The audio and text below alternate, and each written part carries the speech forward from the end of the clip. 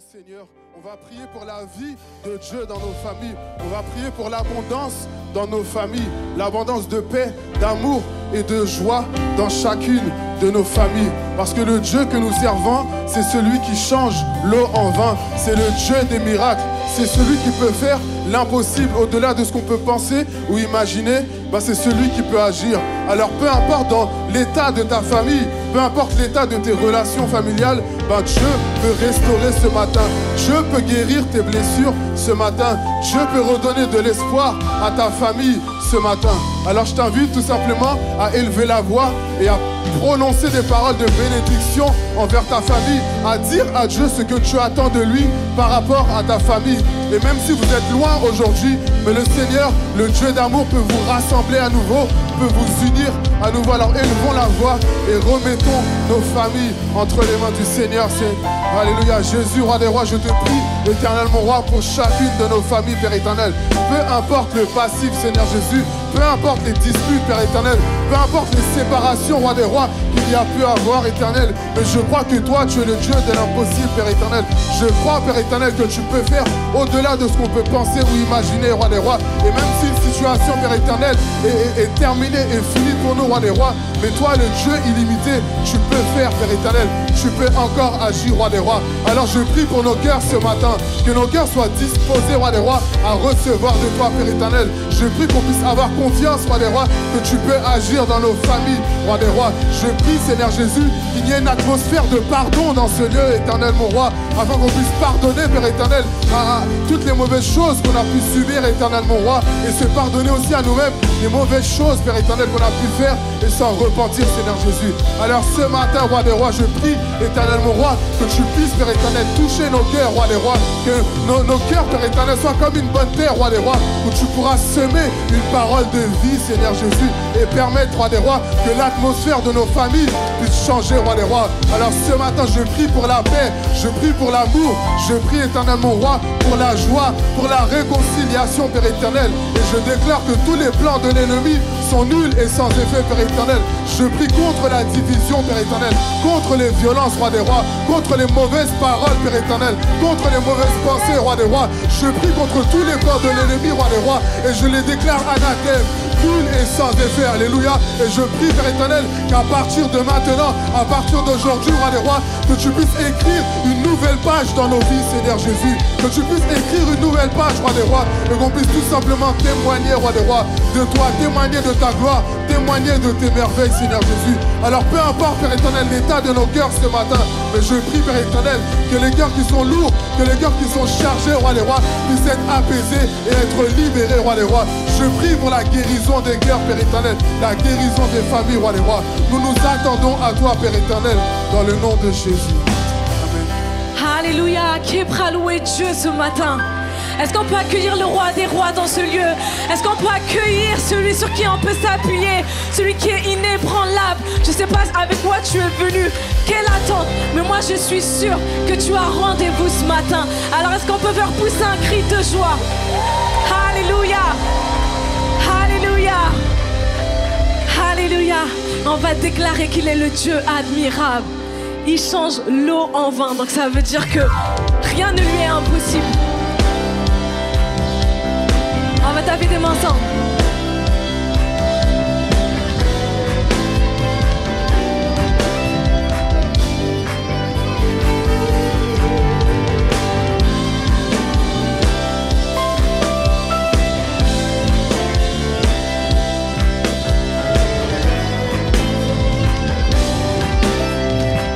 Ensemble, tu transformes l'eau en vin. Transforme l'eau en vin. Touche à les yeux de ta main. Touche à les yeux de ta main. Et comme toi. Comme toi, Jésus. Comme toi. Dans nos ténèbres, tu brilles. Dans nos ténèbres, tu brilles. Et tu nous redonnes la vie. Tu nous redonnes la vie. Et comme toi. Comme toi. Ensemble, Dieu admirable. Inébranlable. Ton nom surpasse. Ton nom surpasse tout. Tu es le Dieu de miracles. Incomparable. Oh Dieu,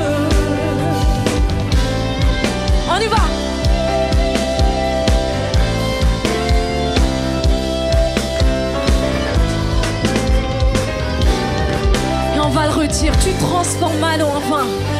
Tu touches les yeux de ta main. Il peut le faire pour toi. Il est comme toi. Oh, et comme toi. Dans nos ténèbres, tu brilles. Et tu me redonnes la vie. Et comme toi. Oui, comme toi. Oh, oui, Dieu admirable. Tu es inébranlable. Ton nom surpasse toute autre puissance. Tu es le Dieu de miracles et incomparable. Oh Dieu, Dieu admirable, inébranlable. Ton nom surpasse Dieu de miracles, incomparable. Oh Dieu, si notre Dieu est pour nous, qui pourra nous arrêter? Et si Dieu est avec nous, qui sera contre nous? Dis-le. Dis-le à ton âme. Encore une fois. Si notre Dieu est pour nous, c'est ta déclaration à toi. Si notre Dieu est pour nous, qui pourra nous arrêter? Et si Dieu est avec nous, qui sera contre nous? Regarde ton voisin, dis-lui, qui sera contre toi? Dis-lui, qui sera contre nous? L'autre voisin, dis-lui. Et déclare-le. Dieu admirable, inébranlable, ton nom surpasse Dieu de miracles, incomparable. Tu es Dieu, oh Dieu, oui Dieu admirable, incomparable. Tu es le Dieu de miracles, incomparable. Vas-y, dis-le de toute ton âme. Si notre Dieu est pour nous, qui peut t'arrêter? Rien ni personne. Qui sera contre toi? Si notre Dieu, qui pourra? Et si Dieu, c'est notre Dieu,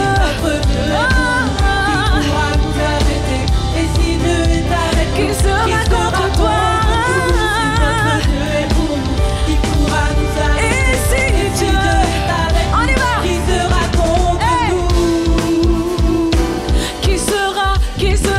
Qui sera contre toi? Non, rien ni personne. Dieu admirable, déclarons-le ensemble. Tu es inébranlable, je m'appuie sur toi, Jésus. Dieu de miracles, incomparable. Oh Dieu, et je me réjouis du fait que tu sois inébranlable. Ton nom surpasse Dieu de miracles, incomparable. Oh Dieu, Dieu admirable. Il est inébranlable. Ton nom surpasse Dieu de miracles, oh Dieu, Dieu admirable. Oh Jésus, c'est ce que tu es. Dieu de miracles, incomparable. Oh Dieu, alléluia. Oui, c'est ce qu'il est. C'est ce qu'il est. Tu es inébranlable. Et parce que tu es inébranlable, je veux m'appuyer sur toi, tel un rocher. Tu es mon fondement, tu es ma base. Peu importe ce que je peux vivre dans ma situation familiale, dans mon cœur vis-à-vis de ma famille. Tu es le modèle parfait. Et je veux m'appuyer sur toi. Tu es mon rocher.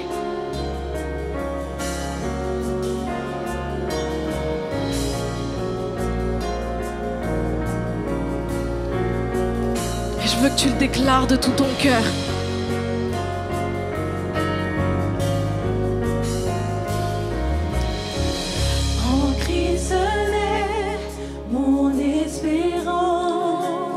justice est mon assurance. Ta justice est mon assurance. Il est ton défenseur. Il est devant Dieu mon appui. Je n'en veux rien d'autre que lui. Je n'en veux rien d'autre que lui. Et on va dire Jésus-Christ, mon rocher. Jésus, Décide de mettre ta confiance. mon rocher, ma confiance est dans son amour. Dans l'orage, il est Dieu, Seigneur de tout.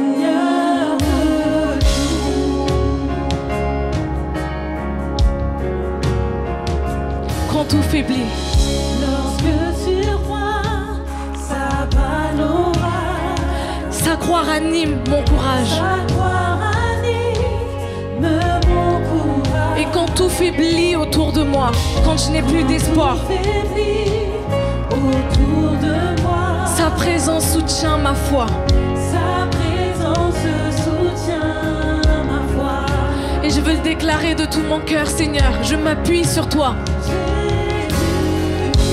Tu es mon rocher, Mon rocher, ma confiance est confiance est dans ton amour. ton amour. Dans l'orage, il est Dieu, Seigneur de tout. Seigneur de tout.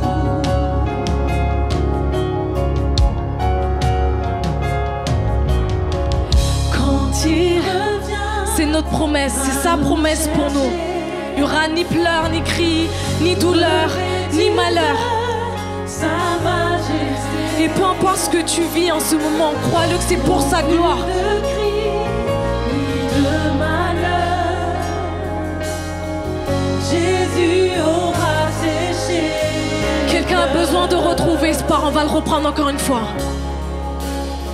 Quand il reviendra nous chercher, Quand il revient, ta douleur actuelle n'est pas éternelle. revêtu de sa majesté. Tes cris, tes pleurs durent juste pour un temps. Non plus de Et après tu seras rayonnant de joie. malheur. C'est sa promesse pour toi et moi. Jésus aura séché. Oh, Jésus aura séché mes pleurs. Jésus aura séché. On va le déclarer ensemble, Jésus-Christ mon rocher. Jésus, Mon rocher, ma confiance est dans son amour. Dans l'orage, il est Dieu, Seigneur de tout. Ah, il y a quelqu'un qui a besoin de le proclamer encore une fois. Jésus-Christ mon rocher. Tu es mon rocher, ma confiance est dans ton amour. Infaillible amour tu as.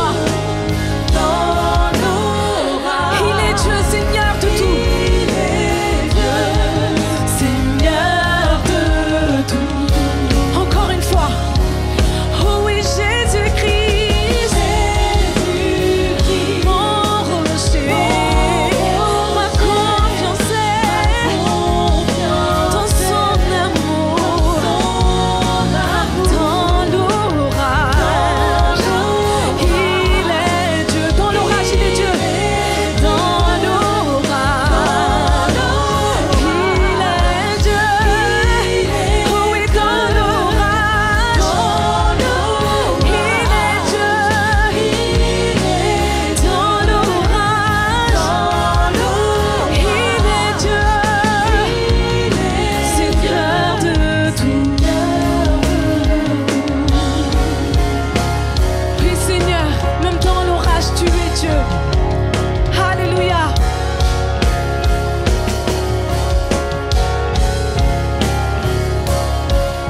Alléluia. Même dans l'orage, tu es Dieu. Peu importe les circonstances, je te fais confiance. Que ce soit ta prière ce matin, n'attends pas que je te dise de prier. Si tu sens que ce sujet t'interpelle par rapport à ta relation avec ta famille, parle à ton Dieu là maintenant, avec le peu de force que tu as, avec le peu de foi que tu as. La Bible dit même avec une foi de la taille d'un grain de moutarde, tu peux dire à cette montagne, déplace-toi. Qu'est-ce que tu veux dire à Dieu ce matin? Quelles sont tes attentes ce matin? Je t'en prie.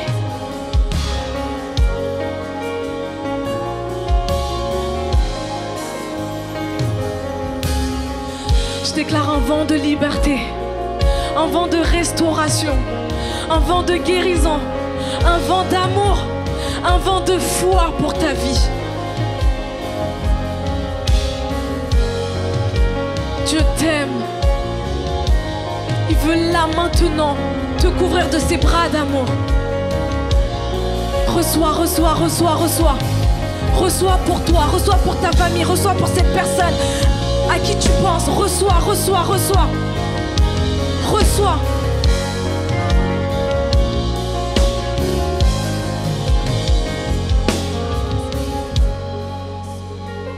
Esprit de Dieu.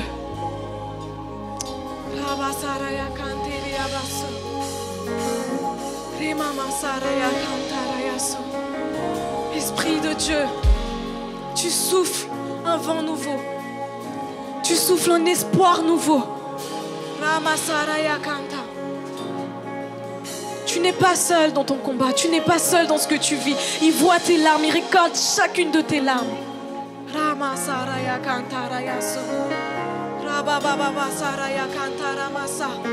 Il veut te restaurer. Il veut te donner la force de pardonner.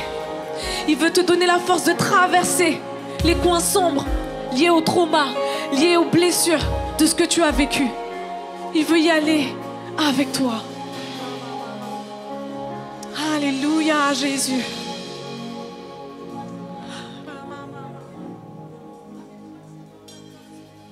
Gloire à toi, Jésus.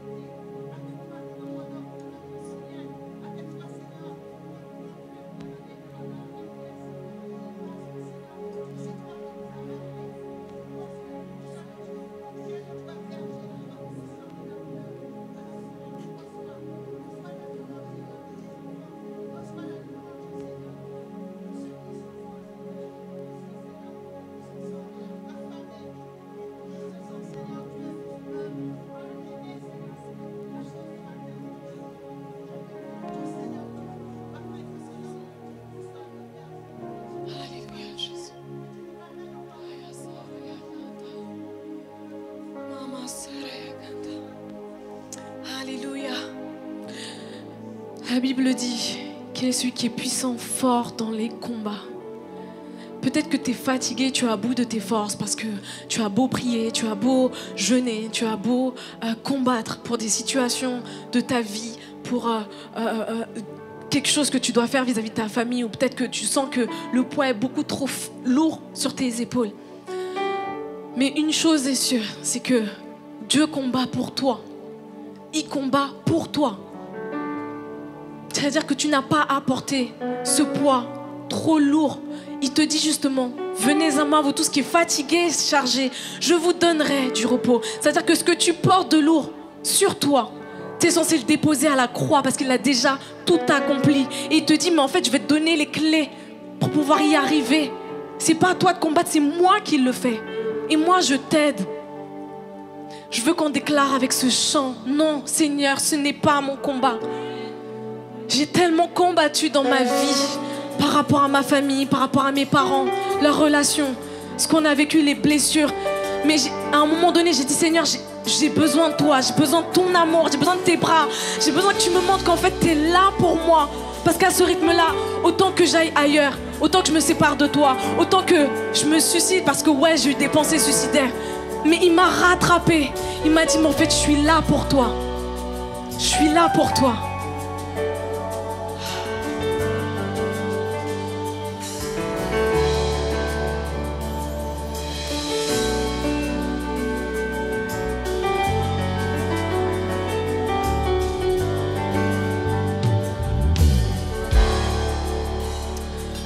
N'es-tu pas celui qui tient les nations dans ta main? Celui qui te change point. N'es-tu pas celui qui considère mes besoins, chassant l'ennemi au loin? Oh, ce n'est pas mon combat, Éternel des armées, tu précèdes mes pas. Oh, ce n'est pas mon combat, Christ est ressuscité, la victoire est déjà remportée. La victoire est déjà remportée. Est-ce qu'on peut reprendre ce couplet?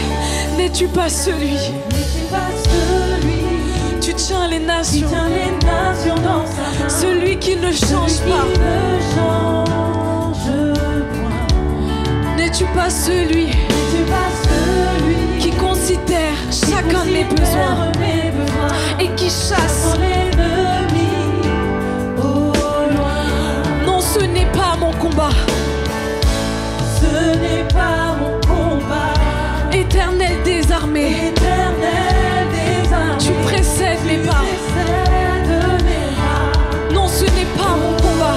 Ce n'est pas mon combat, Christ est ressuscité Christ est et ma victoire est déjà la victoire remportée. Si tu le crois, est-ce que tu peux élever le nom de Jésus? Alléluia. Merci Jésus. Il est aussi ce Père qui te donne sa joie et son amour. Qui a laissé jaillir Parce que sa tu as joie. choisi de mettre foi en toi, en lui. La foi, N'es-tu pas ce Père ce Père qui court jusqu'à toi? qui s'était lancé Alléluia. jusqu'à moi pour m'entourer de ses bras. Ce n'est pas mon combat, Ce n'est pas mon combat, Éternel des armées. Éternel des armées, tu précèdes mes pas. Jusqu'ici tu m'as secouru. Ce n'est pas mon combat. Alors pourquoi lâcher maintenant alors que tu combats pour moi?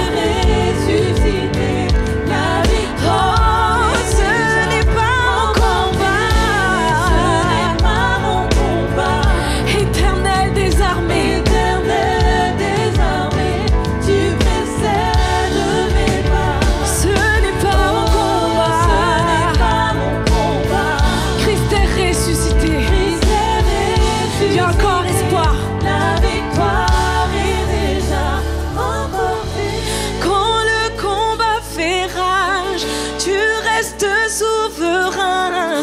Force et puissance sont dans ta main. Et je reprends.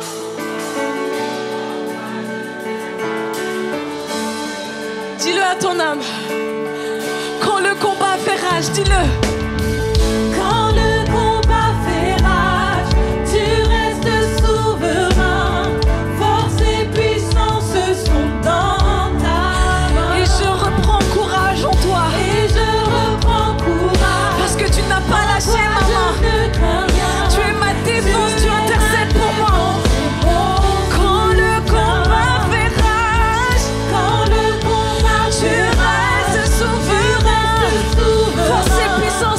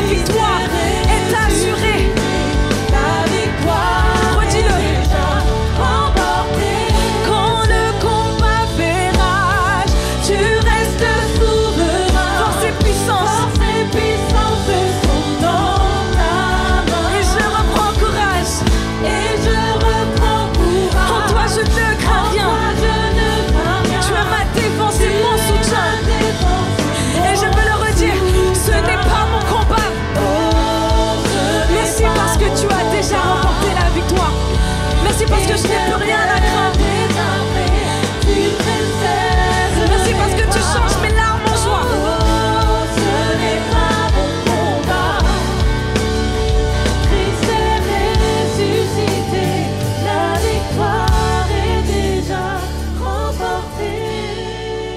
Même dans mes moments les plus difficiles, je crois que ma victoire est déjà remportée. La victoire est déjà remportée. Il voit les douleurs de ton cœur, les cris de ton cœur lorsque tu n'arrives pas à les interpréter. Il te dit, la victoire est déjà remportée. Chacune de tes larmes, il connaît leur signification. Et il te dit, ne crains rien mon enfant, je suis avec toi. La victoire est déjà remportée. Il te dit, je t'aime, je t'aime, je t'aime, je t'aime, je t'aime et tu peux le faire. La victoire est déjà remportée. Il est un Dieu merveilleux. Il est aussi celui qui rend les choses, qui transforme les choses impossibles en possibles. Il est le Dieu de miracles. Moi, je l'ai vu. Je l'ai vu dans ma vie. Je l'ai vu dans des situations familiales, difficiles. J'ai vu l'espoir. Mais une chose est sûre et ce qui est réaliste, c'est que aussi on a l'ennemi de notre âme qui sait comment atteindre les faiblesses dans nos familles. Parce qu'il sait que derrière la famille, il y a la gloire de Dieu. Donc je ne sais pas ta situation. Je ne sais pas où est-ce que tu en es. Mais je veux que tu puisses déclarer et le dire à Dieu. Écoute, j'entends dire que tu es le Dieu de l'impossible. Mais moi, mes yeux veulent le voir. Je veux accorder ma foi et mon espoir avec toi, Jésus. On va le déclarer ensemble.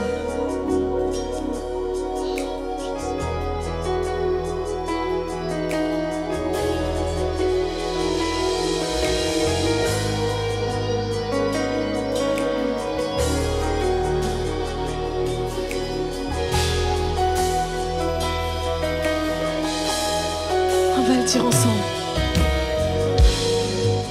Le Dieu qui peut rendre la vue Est présent. est présent tout autour de Présent tout autour de toi. Présent tout autour de moi. Le Dieu qui peut nous faire entendre. Le Dieu qui peut nous faire entendre. Il vient apaiser tes craintes là, maintenant. Apaiser toutes mes craintes. Apaiser Oui, je toutes crois en mes toi. Oui, je crois en toi. Oui, je crois en toi. Oui, je crois en toi. Tu es le Dieu de miracles. Oui, je crois en toi. Oui, je crois en toi. Oui, je crois en toi. Tu es le Dieu de miracles.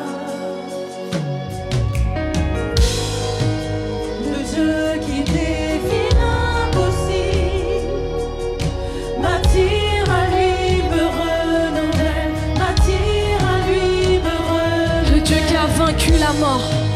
Le Dieu qui a vaincu la mort. Son sang coule dans tes veines.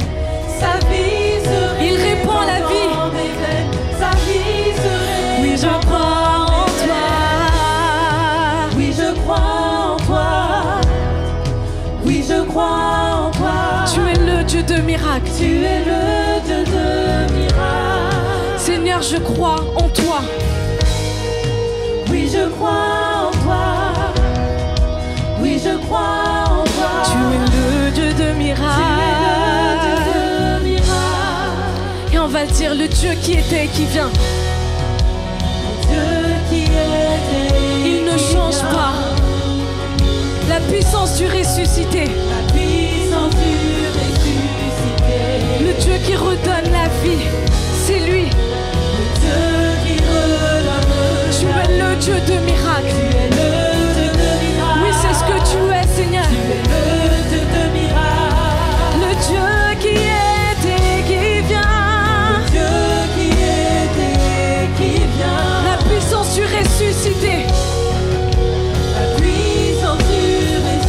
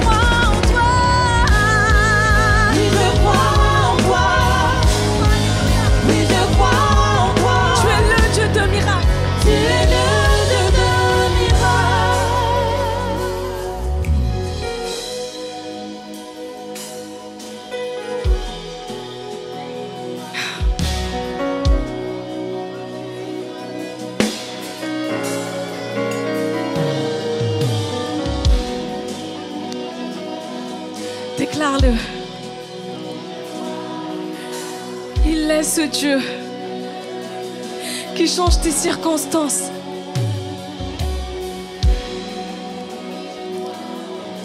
Joseph a appelé son fils Manassé, qui signifie Dieu m'a fait oublier toutes mes peines et toute la maison de mon père. Dieu veut effacer tes peines. Il veut te guérir, te restaurer. Il veut t'accompagner dans les profondeurs de ta douleur. Avec amour, reçois l'amour du Père. Et dis-lui, je crois en toi, je sais que tu peux le faire.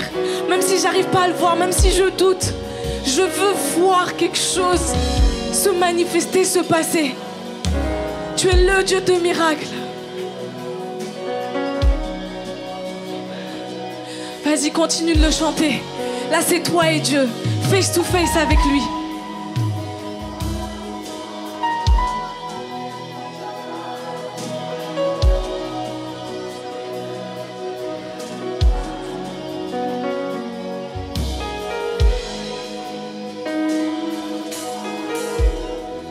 Alléluia.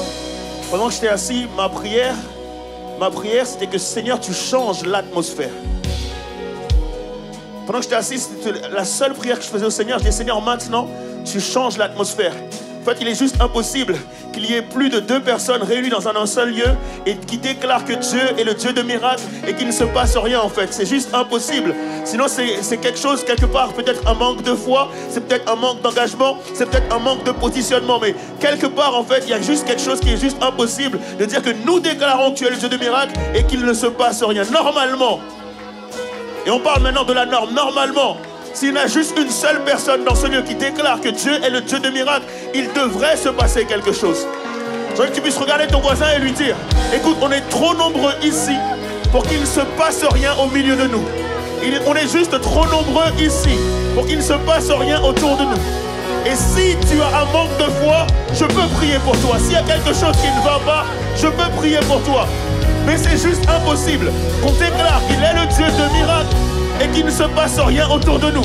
En fait, je veux que tu comprennes et que tu dis à ton voisin, il doit se passer quelque chose ici et maintenant. Parce que toi et moi, on est en train de déclarer qu'il est le Dieu de l'impossible. Et je ne sais pas à quoi tu fais face, mais je veux que toi et ton voisin, la personne qui est à côté de toi, vous puissiez vous unir maintenant dans la prière. Je veux te soutenir, je veux t'aider à pousser plus loin, à croire pour plus, à aller plus loin. Mais il doit se passer quelque chose ici et maintenant. Alléluia. Et je crois que tu es à côté de la bonne personne. Je crois que tu es à côté de la bonne personne. Et dis à ton voisin, j'ai besoin de toi maintenant. J'ai besoin que tu actives ma foi. J'ai besoin que tu pries pour moi. Mais il doit se passer quelque chose. Alléluia. Est-ce qu'on peut aller devant le Seigneur et lui dire, Seigneur, il doit se passer quelque chose. Parce que tu es le même hier, aujourd'hui et éternellement.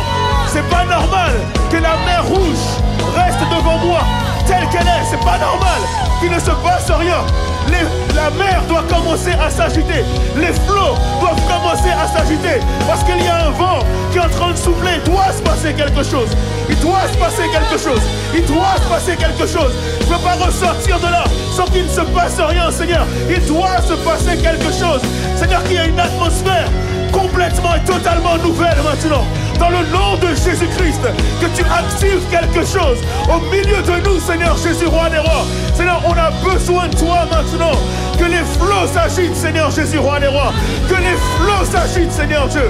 Que les flots s'agitent, Père. Que les flots s'agitent, Seigneur Jésus. Que les flots s'agitent, Seigneur Jésus, roi des rois. Tu es celui qui calme la tempête, mais tu es celui qui active aussi la tempête. Seigneur, nous te prions maintenant qu'il y ait un vent qui puisse souffler au milieu de nous, Seigneur Jésus. On a besoin que tu puisses agir, car tu es le Dieu des miracles, Seigneur Jésus, roi des rois.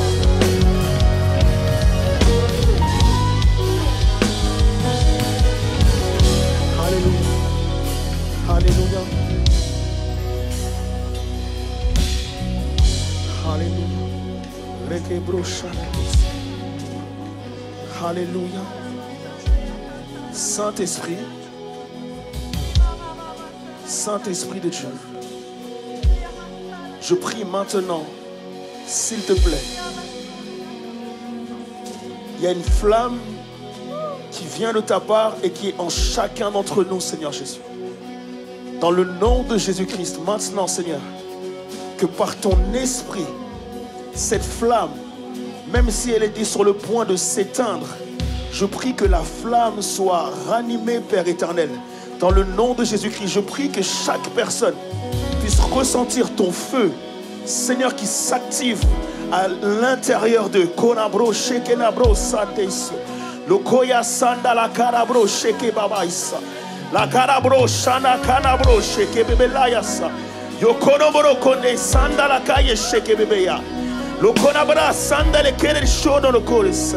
Dans le nom de Jésus-Christ, Père, je prie que maintenant il y a une flamme. Je prie maintenant qu'il y ait comme un feu. Je prie maintenant, Seigneur, qu'il y ait quelque chose qui s'active, Seigneur Jésus, roi des rois. Seigneur,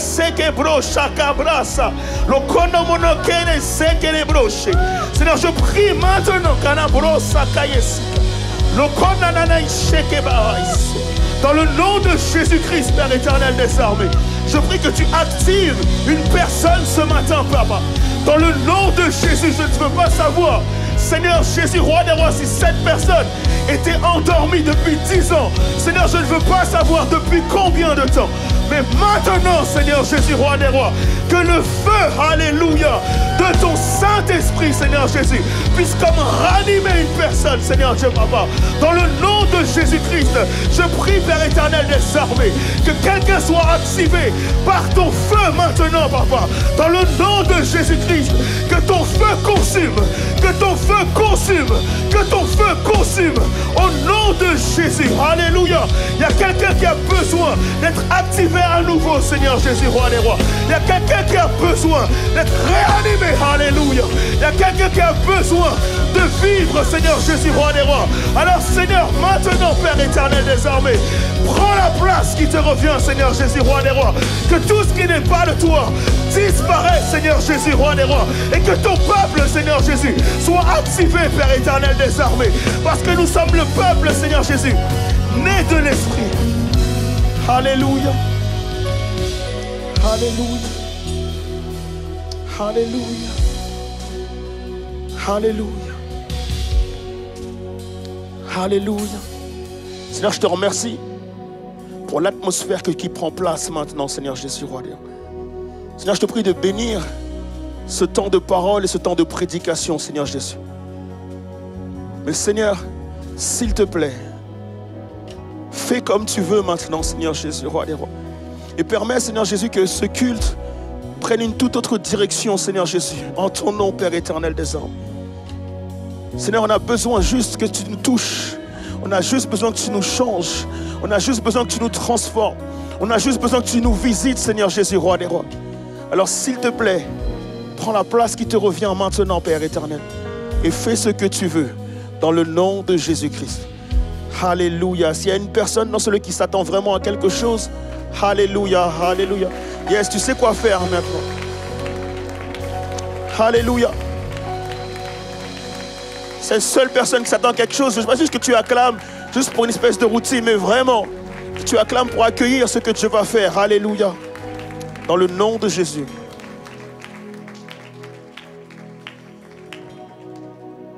Alléluia. Merci de prendre place. Merci à toute l'équipe de louange. Est-ce qu'on peut les remercier, s'il vous plaît?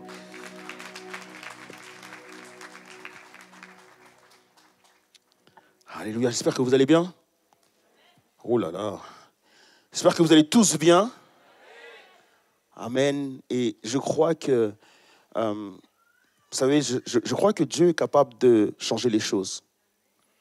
Quand je le dis comme ça, on se dit, ok, il le dit, il ne crie pas, etc. Il le dit doucement, etc. Et on a l'impression que ce n'est pas vrai. Mais je vous assure que Dieu est capable de changer des choses parce que je crois qu'il y a des personnes qui, ici, là, ont un rendez-vous avec Dieu. Je crois qu'il y a des personnes dans ce lieu qui ont juste un rendez-vous avec le Saint-Esprit ce matin. Et je crois que Dieu veut rencontrer ces besoins-là. Et je crois que le Seigneur va bénir au-delà de ce qu'on peut penser ou même imaginer. Alors je te prie vraiment de suivre la prédication, mais aussi d'être dans cette attente, d'être visité littéralement par Dieu. Est-ce qu'on est d'accord avec ça ou pas? On est sur la série sur les relations. Et ce matin, on va parler de la famille. Amen. Et on va parler de la relation avec la famille. Et j'aimerais vraiment qu'on puisse parler de ce défi de la famille. On va lire ensemble 2 passages, Éphésiens 5, verset 31, et ensuite Éphésiens 6, verset 1 à 4. Éphésiens 5, verset 31 nous dit « C'est pourquoi l'homme quittera son père et sa mère et s'attachera à sa femme, et les deux deviendront une seule chair. » Amen. Éphésiens 6, verset 1 à 4 nous dit « Enfants, obéissez à vos parents selon le Seigneur, car cela est juste. Honore ton père et ta mère, c'est le premier commandement avec une promesse, afin que tu sois heureux et que tu vives longtemps sur la terre. Et vous, pères, n'irritez pas vos enfants, mais élevez-les en les corrigeant et en les instruisant selon le Seigneur. Amen. Parler de la famille ce matin. Tout d'abord, qu'est-ce qu'une famille? C'est difficile finalement d'expliquer ce qu'est une famille parce qu'on a tellement de modèles, on a tellement de types de familles que c'est difficile à suivre, c'est difficile et c'est compliqué de pouvoir dire ce qu'est une famille. Quand tu prends par exemple dans l'Ancien Testament, on voit qu'il y a des patriarches, Abraham, Jacob, Isaac. On voit que ces patriarches, souvent, en fait, ont plusieurs femmes. Et donc, du coup, souvent, ce qui se passe dans ces familles-là, comme c'est des familles polygames, il va y avoir des problèmes qui sont liés justement à cette polygamie. Donc, du coup, le modèle familial de l'Ancien Testament est souvent un modèle polygame. Ensuite, on passe au Nouveau Testament. Et dans le Nouveau Testament, en fait, on est dans un temps où c'est des familles, où on est dans le monde gréco-romain, il y a encore des serviteurs, des esclaves. Et en général, lorsqu'on parle de famille dans le monde gréco-romain, ça ne s'arrête pas uniquement à la famille du sang, mais les esclaves, les servantes, les serviteurs aussi font partie de la famille en général. Dans les familles grecques comme ça, ou les familles romaines, c'est souvent toute la maisonnée, en fait, toutes les personnes qui habitent dans un même lieu, sous un même toit, qui font partie de la même famille.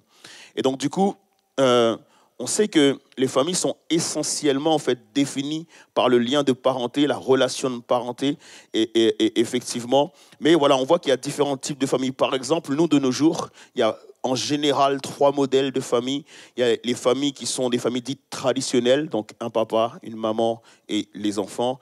Et il y a ensuite des familles qui sont effectivement des familles recomposées. Il y a des familles monoparentales. Donc effectivement, lorsqu'on demande à quelqu'un de nous dire c'est quoi une famille, en général, on va dire voilà, c'est un papa, une maman et des enfants. Mais on se rend compte qu'on est tous issus de familles parfois en fait différentes de ce qu'on pourrait appeler une famille traditionnelle.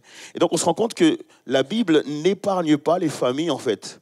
On se rend compte que les problèmes qu'il y a dans les familles sont très vite exposés dans la parole de Dieu.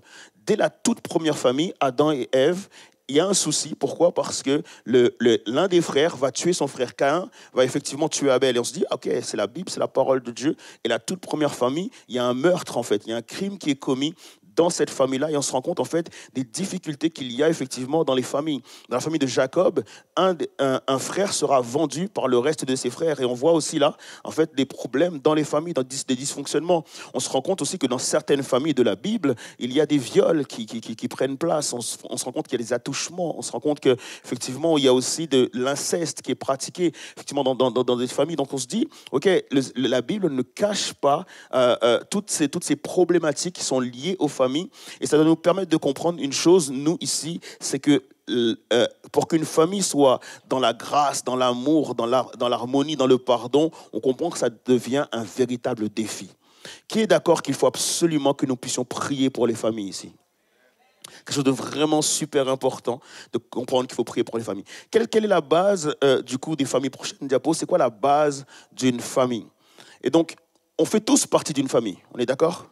Soit on est issu d'une famille, soit on est en train de créer une famille, mais on fait tous partie d'une famille. Et lorsque nous sommes en train de former une nouvelle famille, cette nouvelle famille devient notre famille principale. En d'autres termes, effectivement, j'ai un père, j'ai une mère, j'ai des frères et sœurs, mais ma famille principale, c'est moi, mon épouse et nos enfants. Et donc, du coup, à partir du moment où on fonde une famille, c'est celle-ci qui devient notre famille principale. C'est important de pouvoir se le rappeler. Et une famille, donc, comme commence, comme on l'a lu dans le texte, du fait qu'un homme quitte son père et sa mère pour s'attacher à une femme. Les deux deviennent une seule chair et ils vont fonder, donc du coup, ensemble, une famille. Donc une famille commence par le couple.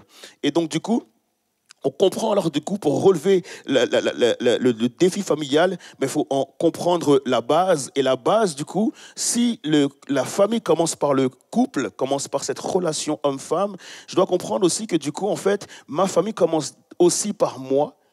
Et donc, je dois comprendre que ma famille commence par ma relation avec Dieu. Et c'est là qu'on comprend en fait que ma relation avec Dieu, c'est-à-dire l'amour pour Dieu, l'amour que Dieu a pour moi, l'amour pour moi-même et l'amour que j'ai pour mon épouse, en fait, vont devenir la base de ma famille. Et si j'ai un problème par rapport à ma relation avec Dieu, ou si j'ai un problème par rapport à ma relation à moi-même et que je ne m'aime pas, ou si j'ai un souci et que je n'aime pas assez mon épouse, et bien, du coup, forcément, ça va créer un dysfonctionnement dans ma famille. Est-ce qu'on est d'accord avec ça ou pas? Jusqu'à là, tout le monde suit? Et donc, du coup, je dois comprendre effectivement que c'est super important de construire ma famille sur la base de ma relation avec Dieu, sur la base de ma relation avec moi-même et la base de ma relation avec mon épouse. Donc, la base est quelque chose de super important. Ensuite, effectivement, dans une famille, on se rend compte qu'il y a des rôles. Ok, il y a des rôles et là, faut qu'on puisse prendre conscience de quelque chose d'extrêmement important, c'est que en réalité, le père a une place extrêmement importante dans une famille.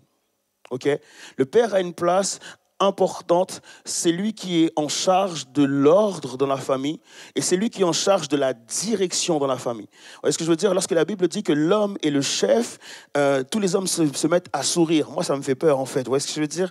Dans le sens où en réalité, ta famille dépend de toi en fait. Ta famille dépend littéralement de toi et tu deviens un modèle, tu deviens un socle, tu deviens un appui, tu deviens aussi une direction pour ta famille. Tu es le surveillant de ce qui se passe à l'intérieur pour maintenir ta famille en sécurité et tu dois aussi surveiller ce qui se passe à l'extérieur pour que ta famille aussi puisse prendre de l'autonomie et que tes enfants en fait aient envie de créer, de construire, etc., etc. Et donc du coup, tout ça en fait, cela représente le rôle du père. Et donc, moi, je vous invite vraiment à prier pour tous les papas. Je vous invite vraiment à prier pour tous les pères. C'est quelque chose qui est vraiment super important. Pourquoi? Parce que justement, lorsqu'on cherche un modèle, on se dit, Seigneur, moi j'ai grandi dans une famille où c'était compliqué et aujourd'hui je suis un père, ou demain je serai père, ou j'espère un jour être père. Quel serait mon modèle? Comment puis-je devenir effectivement un bon père? Le père que j'ai n'a pas été forcément un bon modèle pour moi. Des fois, je regarde aussi à mes oncles, et mes oncles ne sont pas forcément non plus des bons modèles. Et on se rend compte que lorsque le père, on a un problème lié avec le père, c'est super compliqué. Je connais tellement de jeunes hommes qui ont ce même problème, et moi-même, personnellement, je l'ai aussi. C'est cette relation qu'on a avec notre père. Et donc, du coup, effectivement, cette relation, elle est compliquée avec notre papa. Ben c'est difficile pour nous de pouvoir, effectivement, être des bons pères à notre tour. Et donc, le meilleur modèle de papa qui existe pour tous les hommes, c'est de regarder à ce modèle-là pour pouvoir ressembler à ce modèle et être un bon père. C'est le modèle de Dieu. Est-ce qu'on est d'accord avec ça ou pas? Dieu, en fait, est le meilleur des pères. Je crois qu'il y a un chant qui le dit. Dieu est le meilleur des pères. Et ça, c'est lorsque tu regardes au comportement de Dieu vis-à-vis de son peuple qui est Israël, tu as le meilleur modèle, une masterclass vraiment de ce que peut être un père. Dieu, par rapport au peuple d'Israël, il est un protecteur, il les protège tout le temps, il les protège des assaillants et tout ça, et donc du coup, Dieu les garde, Dieu les protège, Dieu il les met en sécurité. Il est aussi celui qui pourvoit, il est celui qui amène à manger, c'est lui qui pourvoit la manne, l'argent, etc., etc. Et donc on comprend en fait que le père est celui qui doit pourvoir. Souvent j'entends beaucoup de pères qui me disent, ouais mais mon enfant, je lui donne mais il rend pas. Mon enfant, je lui donne, mais il n'est pas obéissant. Mon enfant, je lui donne, mais il fait n'importe quoi. Mais en réalité, c'est ta responsabilité, en fait, de donner. Tu es le père, en fait. Et souvent, les pères se plaignent de la réaction des enfants vis-à-vis d'eux. Mais en fait, on est père et on est là pour pouvoir, on est là pour donner. On se rend compte que Dieu, il est présent. C'est pas un père absent, c'est pas un père qui laisse faire, c'est un père qui est tout le temps présent. Et non seulement il est présent, mais il est présent à l'avant du peuple, il est présent au milieu du peuple, il est présent à l'arrière du peuple. Et on se rend compte que c'est un père qui couvre les arrières de ses enfants. Et lorsque l'enfant, en fait, fait des erreurs, fait des bêtises, etc., il sait qu'il n'a pas un père qui va le juger, un père qui va le pointer du doigt. Non, mais il a un père qui va le protéger, un père qui va le mettre en sécurité et surtout un père qui couvre ses arrières. Dieu aussi est un père qui encourage. C'est lui qui va dire à Josué, va avec la force que tu as. Il va dire à Moïse, prends le bâton et vas-y. C'est un Dieu c'est un père qui encourage et c'est un père qui est sans cesse avec ses enfants. C'est un père aussi qui ne montre pas de préférence. Il dit au peuple d'Israël, je vous aime tous de la même manière. Et aujourd'hui, il dit aussi à l'église, je vous aime tous de la même manière. Il ne fait pas de différence entre ses enfants. Il n'a pas de préférence. Il nous aime tous exactement de la même manière. C'est un père qui ne ment jamais.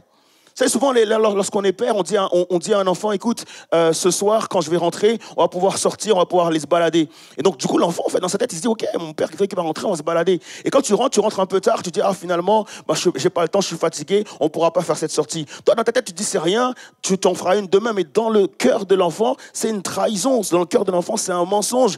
Et l'enfant, en fait, grandit avec un manque de confiance pour des petits détails comme ça pour toi, mais qui représentent quelque chose d'important pour l'enfant. Et on se rend compte que Dieu, par rapport à nous, en fait, il ne ment jamais. Toutes les promesses que Dieu fait, il les tient les unes après les autres. Et donc, on se rend compte qu'effectivement, c'est un bon père. Dieu, c'est pas un père qui trahit. Vous savez, lorsque des fois, un père, il va dire à d'autres personnes, ouais, traîne pas avec mon fils, il est un peu turbulent, etc., etc. Et donc, du coup, toi, quand tu apprends ça, que ton père, il a dit aux autres de pas traîner avec toi, tu te dis, mais c'est une trahison. Dieu, c'est pas du tout un père qui parle dans ton dos. Dieu, c'est pas un père qui te trahit. Dieu, c'est un père qui, effectivement, est toujours fidèle envers toi. Dieu, c'est le Père qui enseigne. C'est le Père qui te donne la loi, qui te dit ce qu'il faut faire, qui te fait comprendre ce qu'il faut faire pour ta propre vie. Et si jamais tu échoues, tu te trompes, etc., c'est aussi le Dieu qui pardonne. C'est le Dieu qui fait grâce. C'est un Père qui est juste. C'est un Père qui est juste même lorsqu'il punit. Et c'est pour ça que le peuple d'Israël te dira toujours, oui Seigneur, tu es juste même en punissant. Pourquoi? Parce que Dieu est un Père qui est lent à la colère et tellement riche en bonté. Est-ce qu'on est tous d'accord, les amis, pour dire que Dieu est juste le meilleur des pères? Amen. Et donc, si c'est le meilleur des pères, c'est le meilleur modèle pour chaque papa. Si tu es père aujourd'hui, ton modèle, c'est Dieu. Et si tu seras père demain, ton modèle, c'est Dieu, tout simplement. Que dire des mamans, du coup? Dieu, c'est non seulement le meilleur des pères, mais c'est aussi la meilleure des mères. Dans le sens où, en fait, le meilleur modèle pour une maman, en fait, finalement, c'est encore Dieu. Et Dieu, pourquoi c'est ce meilleur modèle? Dieu, c'est ce Dieu qui accueille. Tu sais, un enfant, lorsqu'il naît, il crie. Il crie pourquoi? Parce qu'en fait, il arrive dans un endroit hostile pour lui. Dans le ventre, il était bien, il était au chaud, etc. C'était toujours à la bonne température et tout ça. Et quand il sort, en fait, il voit qu'il rentre dans un monde qui est compliqué. Donc, c'est pour ça qu'il se met à crier. Toi, tu es content, tu dis, il crie. Ouais, mais il crie parce qu'il souffre. Ouais, vous voyez ce que je veux dire ou pas? Et donc, du coup, en fait, il a besoin de cet accueil. Il a besoin de cette chaleur humaine. Il a besoin de cela dans le sens où, en fait, même les médecins disent souvent, il faut faire du pot à pot avec l'enfant, il faut qu'il puisse sentir la chaleur du corps, il faut qu'il puisse être rassuré. En fait, l'enfant a besoin d'être accueilli. Et en général, c'est souvent le rôle de la mère, justement, qui va être la première à prendre son enfant dans ses bras et qui va l'accueillir, etc. Et qui ne va pas le regarder en mode, genre, il est moche. Non, non, c'est ton enfant. Je sais qu'ils ont une tête bizarre quand ils viennent de naître, mais cependant, voilà, c'est ton enfant et il est super beau et il a besoin, justement, d'être de cet accueil. Dieu, c'est celui qui aime et qui aime sans rien attendre en retour. C'est ce Dieu qui donne et qui donne sans cesse. C'est ce Dieu aussi qui est capable de mettre la bonne distance. Parce que ça aussi, c'est souvent le rôle maternel de permettre à l'enfant de prendre petit à petit de l'autonomie et de lui faire comprendre en fait qu'il ne peut pas tout avoir. Je ne peux pas être une mère poule, mais effectivement, je dois faire comprendre à l'enfant qu'à un moment donné, il doit pouvoir se débrouiller par lui-même. Et quand il tombe parfois, je ne vais pas courir pour pouvoir le ramasser, mais je vais dire, écoute, tu peux te lever, tu peux le faire, tu peux marcher, tu peux avancer. etc.,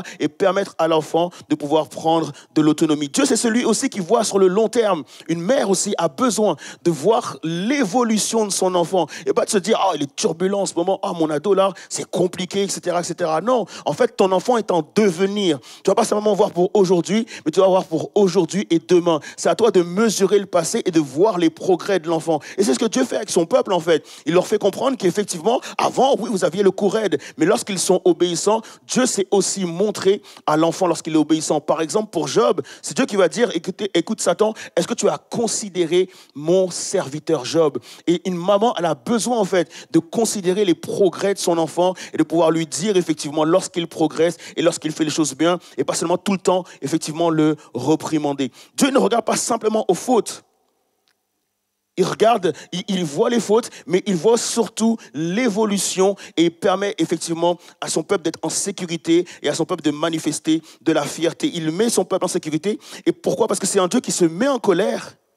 Ça, on connaît les mamans, ok? Ça se met en colère, mais il ne garde pas sa colère à toujours. Et donc, il nous permet de comprendre qu'effectivement, si Dieu est fâché, il est fâché pour un temps à cause d'une bêtise que j'ai pu commettre, mais dès le lendemain, ou juste après, il continue à me témoigner de l'amour. Est-ce qu'on est d'accord que le Dieu est la meilleure des mères? Amen. Et donc, Dieu nous permet de comprendre que avoir des enfants, du coup, c'est une alliance que l'on va faire avec les enfants. En d'autres termes, Dieu fait toujours une alliance. Il fait une alliance avec Noé, il fait une alliance avec Abraham, il fait une alliance avec le peuple d'Israël. Qu'est-ce qu'il entend par alliance? Une alliance, en fait, c'est quelque chose, c'est un engagement que tu prends et c'est un engagement qui est juste inconditionnel. L'engagement que Dieu a envers toi ne dépend pas de ton comportement.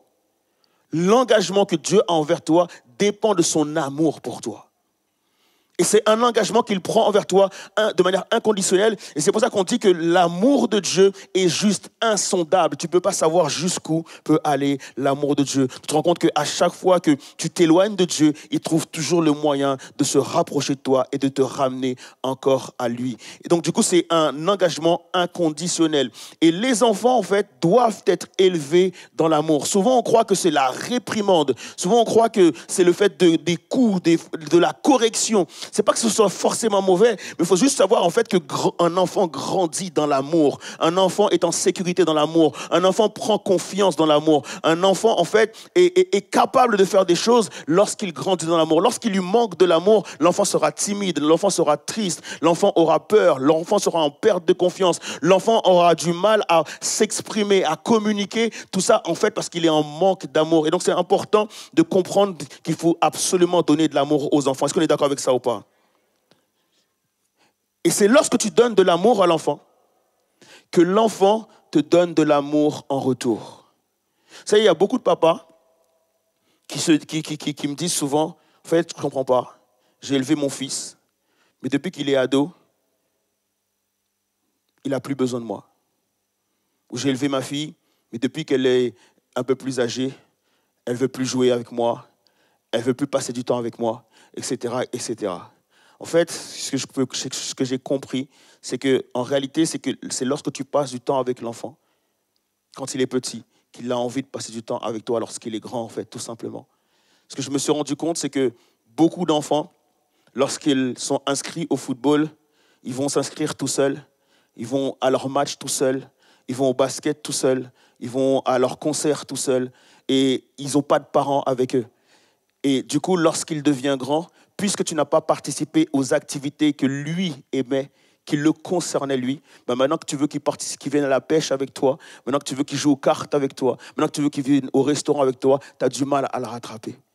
Parce que dès l'enfance, en fait, tu ne lui as pas appris à ce que tu sois présent. Et c'est super important d'être présent, parce que la Bible nous dit une chose, il dit en 1 Jean 4, verset 19, pour nous, nous aimons notre Père parce qu'il nous a aimés le premier. En réalité, tout ce que l'on fait, c'est de donner l'amour à notre Père parce qu'il nous a donné l'amour en premier. Et je dois comprendre, moi, en tant que papa, que pour que mon enfant puisse m'aimer, ce n'est pas de lui dire « aime-moi ». Non, c'est de lui donner de l'amour et ensuite il va me donner de l'amour en retour. Est-ce qu'on est d'accord avec ça ou pas? Ensuite, par rapport aux enfants, En tant que parents, nous avons besoin d'avoir un projet d'éducation. Parce que je me suis rendu compte, c'est que beaucoup de parents, et moi-même personnellement, on n'est pas forcément prêt à éduquer un enfant.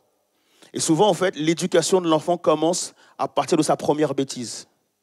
Lorsque l'enfant fait sa première bêtise, c'est là que monsieur et madame se regardent, on fait quoi? Il a fait ça, on fait quoi? On le punit, on tape, on fait quoi? On crie, on se met en colère, etc. etc. Et on se rend compte que l'éducation commence lorsqu'il y a une première bêtise et l'éducation continue à chaque bêtise. Et c'est très rare d'avoir des parents qui prennent l'enfant et qui lui font et qui l'enseignent. L'éducation, c'est l'enseignement. L'enseignement, c'est l'art de répéter. C'est super important, en fait, d'enseigner, de répéter encore à un enfant jusqu'à ce que ça puisse rentrer, en fait. Et donc, du coup, l'éducation ne commence pas au moment où l'enfant fait la bêtise. L'éducation de l'enfant commence lorsque les deux parents ont décidé d'avoir un enfant. Et donc, lorsqu'ils ont décidé d'avoir un enfant, ils vont commencer à réfléchir ensemble à l'éducation qu'ils vont donner à l'enfant, afin de ne pas être surpris lorsque l'enfant va faire sa première bêtise, en fait. Et donc, il y a une préparation à avoir pour pouvoir enseigner l'enfant. Et il doit y avoir un projet d'enseignement. Dans le sens où si je suis parent, avec ma femme, on doit pouvoir décider de quelle valeur on veut que les enfants ils peuvent avoir. Est-ce qu'on veut que les enfants aient une valeur de loyauté? Eh bien, on doit commencer à leur enseigner la loyauté des tout petits. Et on doit être un modèle de loyauté aussi pour eux, parce que en fait, l'enfant reproduit tout simplement. Et donc, c'est super important que nous puissions avoir décidé ça pour avoir un projet, afin que lorsqu'il y a une bêtise qui est commise, on ne s'arrête pas uniquement à la bêtise, mais on se dit, par rapport à la bêtise, à quel niveau il est dans le projet d'éducation que nous avons. Et donc, la réprimande ne sera pas en fonction de la bêtise, mais en fonction du projet d'éducation. Est-ce qu'il est en progrès? Est-ce qu'il n'est pas en progrès? Etc., etc. Et c'est comme ça qu'on doit pouvoir éduquer un enfant. Est-ce qu'on est d'accord avec ça ou pas?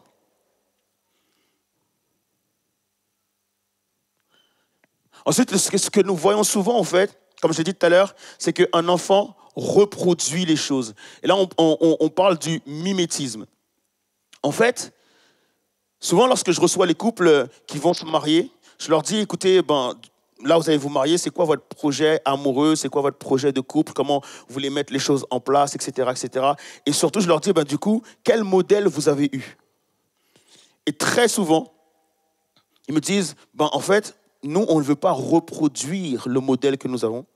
On veut avoir un meilleur modèle, on veut avoir quelque chose de mieux. Et moi, je leur dis souvent, en fait, si tu ne veux pas reproduire le modèle que tu as eu, surtout ne regarde pas au modèle que tu as eu. Vous savez, lorsque tu apprends à faire du vélo, on te dit, écoute, si tu veux aller tout droit, regarde tout droit. Si tu ne veux pas rentrer dans le mur, ne regarde pas le mur. Parce que tu iras là où tes yeux regardent. Et donc, c'est super important de comprendre que si tu ne veux pas reproduire un modèle que tu as eu, il ne faut pas regarder à ce modèle, mais il faut décider du modèle que tu veux construire. Il faut que tu puisses prendre conscience que la Bible nous dit « L'homme quittera son père et sa mère et s'attachera à sa femme et les deux deviendront une seule chair. » En d'autres termes, ça signifie que pour devenir, il faut d'abord quitter. C'est impossible de devenir, c'est impossible de construire, c'est impossible de se projeter si tu es encore dépendant. En réalité, on ne te dit pas d'abandonner ton père et ta mère, on ne te dit pas de les délaisser, on ne te dit pas de changer de pays, etc. Non, on te dit simplement qu'il faut que tu quittes la dépendance aux parents et que tu deviennes adulte à ton tour et qu'à ton tour, maintenant, tu décides d'un modèle. Et en général, voilà, les deux conjoints vont décider ensemble de ce qu'ils vont faire, en fait, de leur union. Et c'est de comprendre que c'est tout un processus, du coup. On dit souvent une chose, c'est qu'on ne peut pas donner ce qu'on n'a pas reçu. Et c'est quelque part très vrai de dire ça. Mais cependant, souvent, on peut avoir ça comme découragement, effectivement, parce que je n'ai pas reçu d'amour, donc du coup, je peux comprendre que je ne pourrais pas donner de l'amour. Par exemple, si je n'ai pas reçu une éducation qui est une bonne éducation, je pourrais avoir l'impression de ne pas pouvoir donner une bonne éducation. Et le problème, ça peut être soit du découragement ou parfois une excuse. J'ai entendu beaucoup de personnes qui, effectivement, justifient un échec ou justifient le fait de ne pas pouvoir donner les bonnes choses en disant « Mais Abed, en fait, je ne peux pas donner ce que je n'ai pas reçu. » La parole de Dieu nous dit qu'en Christ, nous avons absolument tout reçu. Nous avons reçu toutes les ressources nécessaires pour pouvoir donner ce que nous n'avons pas reçu. Donc, effectivement, nous devons nous concentrer sur le modèle qui est Christ. Nous devons recevoir l'amour du Père. Nous devons recevoir l'amour pour nous-mêmes. Nous devons avoir cette relation à Jésus, cette relation au Saint-Esprit pour pouvoir être capable de donner ce que nous n'avons pas reçu. Est-ce qu'on est d'accord avec ça ou pas? En Christ, nous sommes, selon ce que la parole de Dieu nous dit, une nouvelle créature. Et le terme qui est employé et qui est traduit par créature est souvent traduit, souvent dans l'anglais, par chef-d'œuvre. Vous êtes quelque chose de neuf, quelque chose de nouveau, un chef-d'œuvre, une créature refaite par Dieu, une nouvelle formule, une nouvelle version de vous-même. Et c'est cette nouvelle version qui est capable de donner ce qu'elle n'a pas reçu. Est-ce qu'on est d'accord avec ça ou pas? Cependant, effectivement, je suis conscient que j'ai des freins. Et on doit tous être conscients que par rapport à ça, on a tous des freins. Le sens qu'en fait, on a le poids de nos familles d'origine. Comme j'ai dit au début, en fait, la Bible ne cache pas les problèmes de famille. Et on se rend compte que Jacob, par exemple, va créer un problème dans sa famille parce qu'il va aimer Joseph et Benjamin plus que les autres frères. Mais quand on voit la vie de Jacob, on se rend compte que le père de Jacob aimait beaucoup plus le grand frère de Jacob que Jacob. Et donc Jacob n'a fait que reproduire ce qu'il a vécu lui-même. On se rend compte aussi que David, par exemple, a un problème dans sa famille. Il a ses fils qui se battent, qui s'entretuent, jusqu'à ce qu'à un moment donné, il y a un fils à David qui va violer sa sœur. Et on se rend compte que ce problème-là est dû au fait aussi que David, dans sa propre famille, il était le moins aimé de tous ses frères. Et donc, il n'a que reproduit des choses qu'il a vécues dans sa propre famille. Je ne sais pas si ça vous est déjà arrivé des fois d'avoir des parents ou des oncles qui sont tous réunis, et puis du coup, ils arrivent à la maison et puis ils vont demander au père, alors tes enfants, ils deviennent quoi? Et le père va dire, ah, bah, mon aîné là, là il est médecin. Et ta fille, elle devient quoi? Elle est devenue avocate. Et ton petit dernier, et l'avant-dernier, il devient quoi? Ah, l'avant-dernier, là, en ce moment, il fait des études pour devenir ingénieur. Et le dernier, il fait quoi là, en ce moment? Ah, je sais pas, lui, il est comédien. En fait, tu te rends compte que dans la description qu'il est en train de faire, il montre sa préférence. Il montre sa préférence pour celui qui est en train de devenir médecin. Il montre sa préférence pour celle qui est en train de devenir avocat. Mais celui qui est en train de devenir comédien, lui, non. Et souvent, en fait, on fait cette erreur-là en tant que parent d'avoir des préférences. On ne se rend pas compte que les préférences font que les enfants, il y a souvent dans une fratrie, par exemple, lorsqu'il y a 3 enfants, celui qui est au milieu ne connaît pas sa place. On sait qui c'est qui le premier, on sait qui c'est le dernier, mais moi, je suis qui?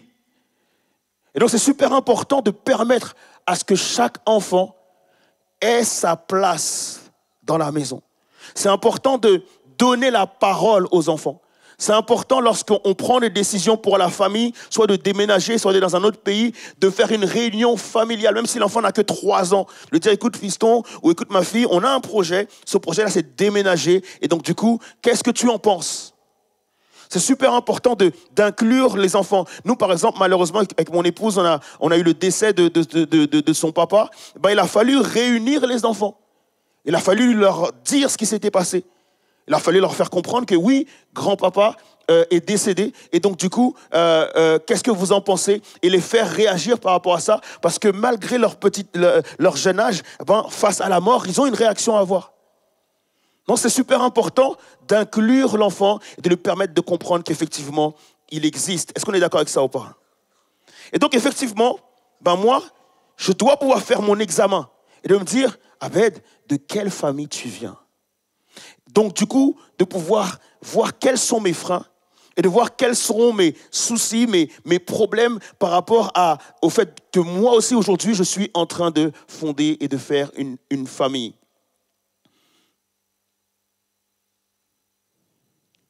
La famille est un processus évolutif. Et ça, c'est super important de le comprendre parce que des fois, on a tendance à voir notre famille juste aujourd'hui. Elle me disait, Abed, c'est trop compliqué. Ma famille, là, c'est compliqué. Mon fils aîné fait n'importe quoi. Ma fille ne travaille pas à l'école, etc., etc. Et on a un constat parfois dur sur nos familles parce qu'on ne vit que l'instant présent. Il faut comprendre que la famille évolue. Il faut comprendre que la famille aussi peut changer. La famille peut être transformée. La famille peut être touchée par la grâce de Dieu. La famille peut évoluer. Et ce ne jamais s'arrêter à la famille telle qu'elle est aujourd'hui, mais de voir, Seigneur, qu'est-ce que tu vas faire de ma famille? C'est possible de changer les choses. C'est possible d'améliorer les choses. Et donc, c'est possible aussi de prier. Et c'est important de comprendre que les familles peuvent effectivement évoluer. Et c'est possible, c'est important de comprendre que même si je suis issu d'une famille où c'est compliqué, je peux être quelqu'un de bien et je peux être meilleur et donner plus que ce que j'ai reçu. Est-ce qu'on est d'accord avec ça ou pas? Et donc, du coup, qu'est-ce qui se passe? Je vais vous donner l'exemple de 4 types de familles. Et vous donner quelques clés aussi par rapport à ces 4 types de familles. La première famille, c'est la famille qui ne donne pas de l'amour inconditionnel. Ça veut dire que vous êtes dans cette famille, vous pouvez recevoir de l'amour, mais c'est conditionné. Si tu as des bonnes notes, tu reçois de l'amour. Si tu présentes bien, tu reçois de l'amour. Et effectivement, si tu présentes bien, mon fils là, franchement, c'est top. Regardez comment il est bien habillé, regardez comment il est propre, regardez comment il est, etc. Et c'est conditionné. Le jour où tu fais les choses mal, c'est tu prends une réprimande. Et tu ne reçois plus de l'amour. Et du coup, ça te choque. Et donc, du coup, tu te rends compte que tout ce que tu as, c'est conditionné. D'autant plus que tu te rends compte aussi que dans ta famille, ton père, peut-être, est quelqu'un d'égocentrique. Quelqu'un qui ne pense qu'à lui. Quelqu'un qui ne regarde à lui, que son miroir, tous les projecteurs sont sur lui. Et quand tu grandis dans ce type de famille-là, où l'amour est conditionnel et qu'en plus de ça, il y a de l'égocentrisme et tout ça, eh ben, tu vas souffrir de ce qu'on appelle l'indifférence.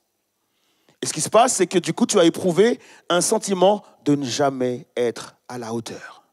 Tu auras l'impression de ne pas exister pour les autres. Et tu auras l'impression, en fait, de ne pas être aimé ou d'être indigne même de l'amour. Et donc, du coup, ton comportement va être de la dépendance affective. Tu vas quémander de l'amour. Tu vas tout faire pour recevoir l'amomour. Et tu vas tout donner pour recevoir en retour. Ton seul objectif, c'est de donner pour recevoir. Et comme tu es en train d'être ce processus de donner pour recevoir, tu auras toi aussi, du coup, un comportement centré sur toi. Tu vas reproduire le même modèle que tu as reçu.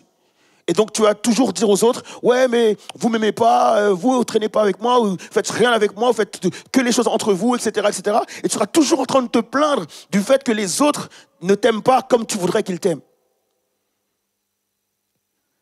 Le moyen de guérir de ça, c'est de pouvoir, en fait, faire l'inverse. Je n'ai pas reçu d'amour inconditionnel. Mon seul moyen de guérir de ça, c'est que moi, je puisse donner de l'amour inconditionnel. C'est que moi, je puisse maintenant dire, Seigneur, vu que tu as changé mon cœur, vu que tu as transformé ma vie, même si je n'ai pas reçu d'amour inconditionnel, même si à chaque fois, pour m'aimer, il fallait que je fasse quelque chose, maintenant j'ai compris en fait que je dois juste donner sans rien attendre en retour. Je ne peux pas forcer les gens à m'aimer. Je ne peux pas obliger les gens à m'aimer. Et je peux juste les aimer. Je ne veux pas être jaloux, en fait, des choses que les autres ont et que moi, je n'ai pas. Je ne veux pas être centré sur moi. Je ne veux pas toujours me dire, moi, je n'ai pas reçu, moi, je ne suis pas bien, moi, je ne suis pas comme les autres, etc., etc. Non, je dois briser le cycle. Et je dois me dire, je ne dois plus regarder à moi, mais je dois regarder à Jésus. Pour toute personne qui veut guérir de ça, c'est vraiment lorsque tu donnes sans rien attendre, tu verras en fait ton cœur changer et se transformer et tu vas passer de l'amour conditionnel à l'amour inconditionnel. L'autre type, c'est les familles où tu grandis dans la honte et la culpabilité. Quand tu as été élevé dans la honte et dans la culpabilité, où tes parents te disent « tu me fais honte ». Non mais tu n'as pas honte d'être comme ça. Ça ne te gêne pas d'être ainsi. Pourquoi tu es habillé comme ça? Pourquoi tu ne t'habilles pas comme les autres? Mais déjà, c'est toi qui m'as donné mes vêtements. En fait, c'est vraiment les familles où tu es critiqué, mais vraiment avec le prisme de la honte. Regarde un tel, il est mieux que toi. la comparaison avec les autres enfants, etc. Et tu vis dans cette honte. Et donc, du coup, en fait, ça va développer chez toi le perfectionnisme. Tu vas vouloir tout bien faire. Tu vas vouloir tout réussir. Tu ne vas pas te donner le droit de commettre des erreurs. Tu auras cette peur de prendre des initiatives parce que tu vas te dire, j'ai peur d'échouer. Parce que quelqu'un va me reprocher, parce que quelqu'un va me culpabiliser. Tu vis même, effectivement, toi aussi, dans la culpabilité. Tu as peur de l'échec. Et lorsque tu échoues, tu le vis extrêmement mal. Tu as l'impression que lorsque tu échoues, que le ciel te tombe sur la tête. Parce que tu as honte. Et donc, du coup, tu deviens quelqu'un d'exigeant. Tu deviens quelqu'un de super exigeant pour toi. Mais tu es aussi exigeant envers les autres. Et lorsque quelqu'un échoue, tu es très exigeant, tu es très dur, tu es très raide. Je ne sais pas si vous avez déjà remarqué, des fois, il y a des gens où tu leur dis ah, franchement, ça ne va pas en ce moment, j'ai échoué dans ça. Et tu vois, la personne te donne une réponse, tu te dis waouh. En fait, c'est parce que la personne, elle est exigeante envers elle-même, elle est raide. Et en plus de ça, tu deviens quelqu'un de susceptible. On ne peut pas te faire de critiques, même si c'est des critiques constructives. Et donc, c'est important. Parce que tu te rends compte que tu fais beaucoup d'efforts pour être aimé, pour être accepté. Tu blâmes ceux qui ne réussissent pas. Et pour guérir, en fait, il faut que tu rentres dans un processus d'acceptation de toi-même. Il faut que tu rentres dans un processus de pardon de toi-même. Dire, Seigneur, tu m'as pardonné. Je dois pouvoir me pardonner en retour. Je n'ai pas toujours tout fait bien. Parfois, j'ai échoué. Et souvent, au lieu de m'encourager, on m'a repris, on m'a critiqué, on m'a brisé. Mais Seigneur, tout ce qui est brisé, tu peux le restaurer.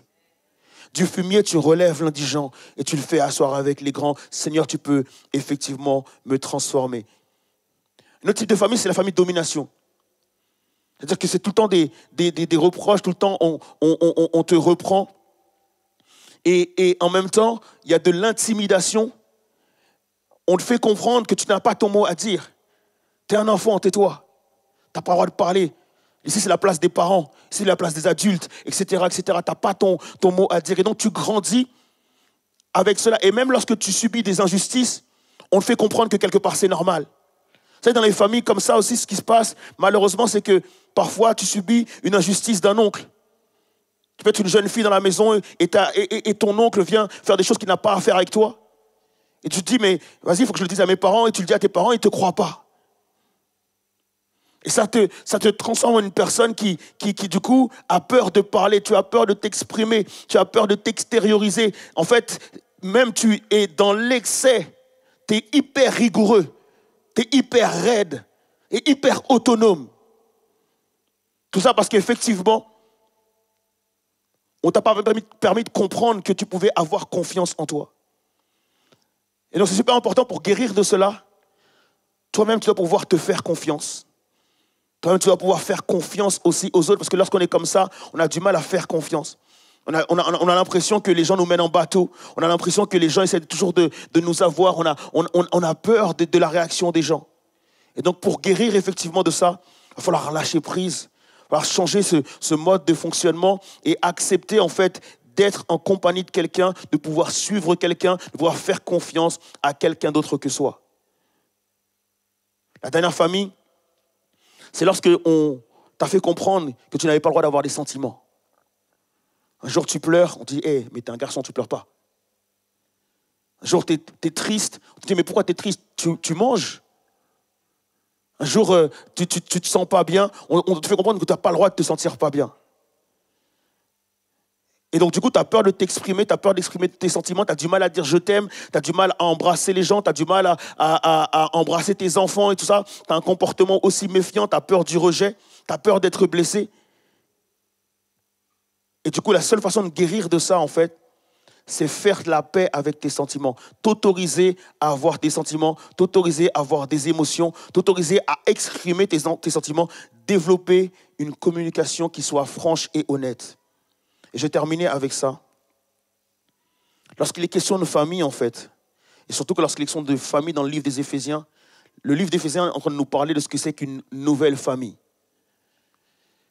Et ce qui se passe, en fait, dans le livre des Éphésiens, c'est qu'il te fait comprendre, l'apôtre Paul, que Jésus-Christ a tout fait.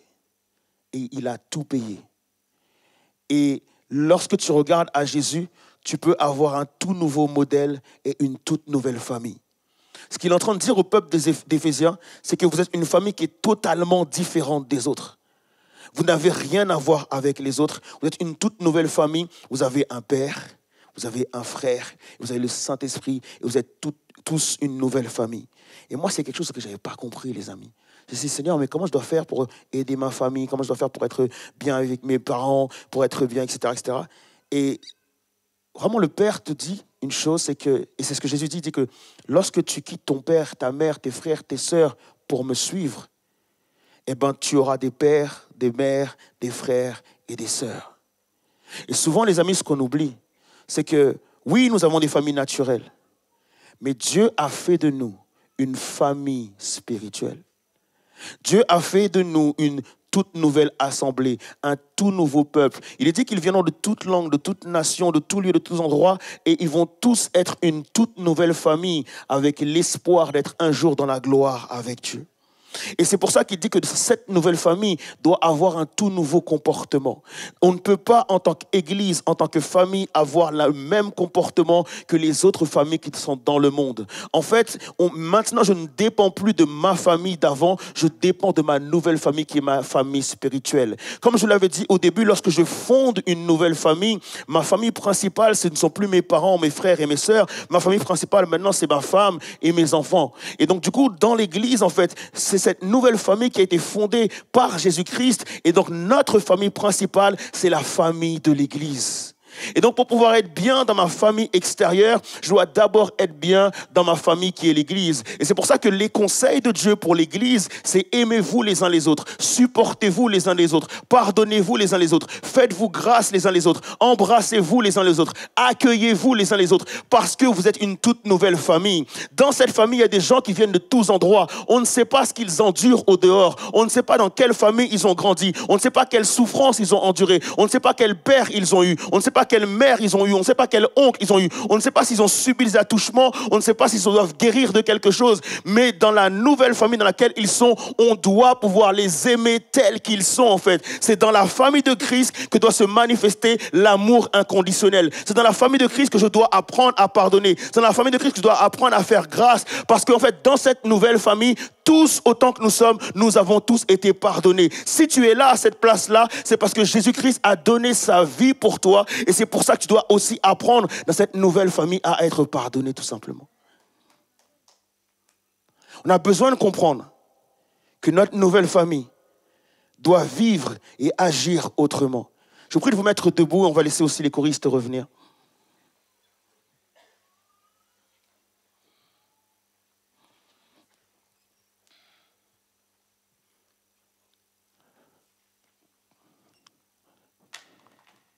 Je n'avais pas forcément prévu de le faire. Mais je crois vraiment qu'un appel s'impose. Vous savez, souvent, ce que je vois dans les églises, c'est que je vois que les gens s'entre-déchirent. Ce que je vois dans les églises, c'est que je vois que souvent, en fait, les gens regardent au péché des autres, se pointent du doigt, se critiquent. Les gens ne s'encouragent pas. Les gens ne s'entraident pas. On ne manifeste pas de l'amour. En tout cas, pas assez. Mais est-ce que ce matin, on peut être cette église qui va véritablement manifester de l'amour les uns pour les autres? Est-ce qu'on peut être cette église qui allait regarder le frère et la sœur dans les yeux et lui dire, écoute, je t'aime. Je t'aime. Tu peux arriver des fois à me décevoir. Tu peux parfois, en fait, pécher contre moi. Tu peux parfois, en fait, avoir un mauvais comportement envers moi. Mais en réalité, je comprends une chose. C'est que tu es ma famille. Tu es cette nouvelle famille que j'ai. Je suis issu d'une famille où c'était tellement compliqué. Je suis issu d'une famille où il n'y a pas de... J'ai l'impression qu'il n'y aura pas de réconciliation possible. Je suis d'une famille où c'est hyper compliqué. Mais avant de rentrer chez moi, j'ai envie de profiter, en fait, de ma nouvelle famille. J'ai envie de profiter de ton amour. J'ai envie de profiter en fait de ton histoire. J'ai envie de profiter de toi. J'ai envie de prier pour toi. J'ai envie que tu pries pour moi. J'ai envie que, effectivement, dans ma nouvelle famille, on manifeste autre chose. Et c'est ça qui est dans les questions dans l'église primitive. Lorsque l'église et la nouvelle église est née, et donc ce qui se passait, c'est que les gens échangeaient leurs vêtements, ils échangeaient leur maison, ils échangeaient la nourriture et partageaient les choses ensemble. Parce qu'ils avaient compris en fait que peu importe la famille dans laquelle ils étaient issus, ils avaient trouvé une toute nouvelle famille. Et ce matin, je voudrais que tu puisses comprendre en fait que tu es dans une toute nouvelle famille. Et que ta famille principale, c'est celle-là. Lorsque tu regardes ton frère qui rentre dans cette salle avec toi, c'est ta famille principale. C'est la famille avec laquelle tu es aujourd'hui et que tu seras éternellement. C'est eux que tu vas voir lorsque tu iras au ciel. C'est ces visages-là en fait que tu verras lorsque tu seras au ciel avec Jésus. Et c'est ici et maintenant que nous devons être une famille les uns pour les autres. Lorsque tu viens ici, je ne sais pas ce qui s'est passé chez toi. Lorsque tu viens ici, je ne sais pas ce qu'il y a dans ton cœur. Et bien sûr, on est dans l'église et on fait semblant d'aller bien. Mais c'est ici que tu as le droit de pleurer en fait. C'est ici que tu as le droit de montrer tes émotions. C'est ici que tu as le droit de dire ça ne va pas. C'est ici que tu as le droit de dire j'ai un problème et j'ai péché, j'ai besoin de confesser mon péché et de croire que toute la salle sera là et personne ne me jugera et que tout le monde étendra les mains et priera pour moi parce qu'on comprend qu'on est tous dans le même combat. Qu'on comprend qu'on est tous dans le même bateau en fait. Notre vrai problème, c'est que les églises n'ont pas compris leur rôle. Les églises n'ont pas compris en fait cette notion de famille. Et Jésus, il est mort à la croix pour une seule chose, pour te dire en fait que la seule façon pour entrer dans cette nouvelle famille, c'est le pardon. Et donc si tu es là ce matin, c'est que Jésus t'a pardonné. Et s'il t'a pardonné, c'est qu'il m'a aussi pardonné. Alors désolé si je ne présente pas bien devant toi. Désolé si j'ai péché. Désolé si j'ai fait des choses qui étaient mal. Désolé si finalement j'ai l'impression que tu ne m'acceptes pas tel que je suis. Mais sache que mon Père m'accepte exactement tel que je suis. Et qu'en réalité, peut-être que tu caches ton propre péché. Peut-être que ton péché à toi, on ne le voit pas. Et c'est le mien qu'on voit. Mais sache une chose, c'est que si tu es là en fait, tu bénéficies du même pardon que moi. Et c'est ça que Paul est en train de dire au livre des Éphésiens. Il leur dit, je prie et je fléchis les genoux pour que vous puissiez tous voir à quel point Dieu, votre Père, vous aime. Et à quel point vous devez vous aimer les uns les autres. Sache que la personne qui est à ta droite ou à ta gauche a tellement besoin de toi en fait. Tu ne te le diras pas. Mais il a juste besoin de toi. Il a juste besoin que tu pries pour lui. Il a juste besoin que tu l'aimes. Il a juste besoin que tu le pardonnes. Il a juste besoin que tu l'encourages. Il a juste besoin que tu l'accueilles. Il a juste besoin que tu lui mettes une tape dans le dos et lui dire, mon frère, on va y aller ensemble. Et t'inquiète pas, ça va le faire. C'est peut-être dur chez toi. C'est peut-être dur dans ta famille, à l'extérieur. Mais ici, tu as une famille. Est-ce qu'on peut prendre 2 minutes pour prier les uns pour les autres, s'il vous plaît? Juste 1 minute pour prier les uns pour les autres. C'est ça qui est marrant. Quand je dis on prie les uns pour les autres, tout le monde ferme juste les yeux. Tu as le droit de prendre ta soeur dans tes bras. Tu as le droit de prendre ton frère dans tes bras. Tu as le droit de témoigner de l'amour. Tu as le droit de montrer tes sentiments. Tu as le droit de montrer en fait de l'amour tout simplement. Peut-être que tu n'as pas été habitué à le faire. Mais ici, tu es dans ta famille et tu as le droit de montrer de l'amour. Tu as le droit de témoigner de l'amour. Tu as le droit de prier pour la personne qui est à côté de toi, tout simplement.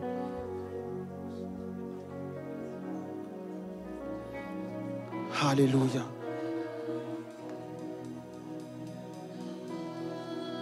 Je suis désolé de prendre du temps. On avait parlé du Dieu de miracles. On avait juste parlé du Dieu de miracles. Alors je te prie de prier pour cette personne. De demander à Dieu d'opérer un miracle dans sa vie.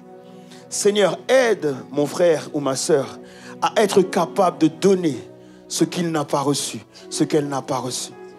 Seigneur, transforme-le. Aide-le à donner de l'amour.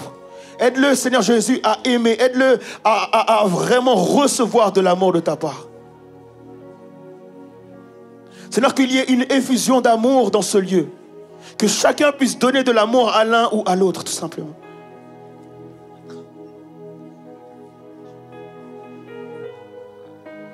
Oui, je crois en toi.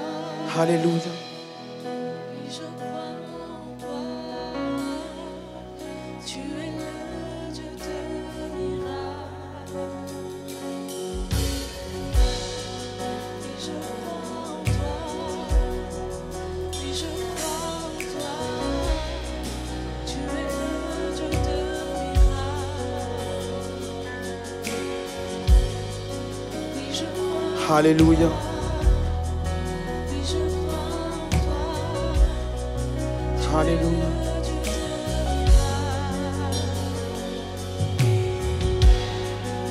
je crois en toi. Oui, je crois en toi. Tu es le Dieu de miracles. Oui, je crois en toi. Oui, je crois en toi. Tu es le Dieu de miracles. Oui, je crois en toi. Oui, je crois en toi. Tu es le Dieu de miracles. Oui, je crois en toi. Oui, je crois en toi. Tu es le Dieu de miracles. Alléluia. Tu as le droit de changer de personne.